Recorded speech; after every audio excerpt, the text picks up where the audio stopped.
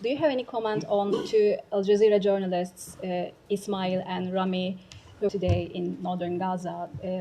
This raises to the number of journalists and media personnel killed in Gaza to 165. What is your reaction? So we've seen those reports and are tracking the details. We also have asked our counterparts in the region for additional information should they have it. Look, as the secretary himself has said, we offer our deep condolences to the many Palestinian journalists in Gaza killed or injured during this war and for all that they are suffered. As I said, we are continuing to engage with the government of Israel and the IDF on the importance of protecting journalists and all civilians during the conflict.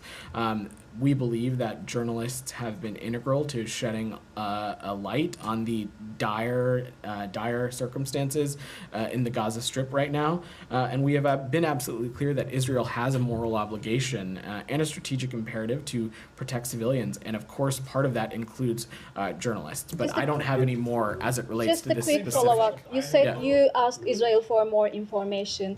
There have been many incidents over the past 9 months that you asked Israel to provide more information. Can you give us one example of? I'm not going to get into I'm not going to get into specific diplomatic conversations. There have been a number of instances in which we have asked our partners in Israel for additional information, in which they have provided it. They have shed light on the nature of those operations and how they were conducted.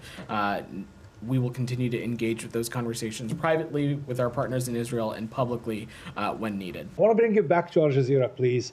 Al Jazeera, the network now assures you, confirms that it was a targeted killing. The crew of reporters were reporting by the house of Hania, and they've been struck by that missile.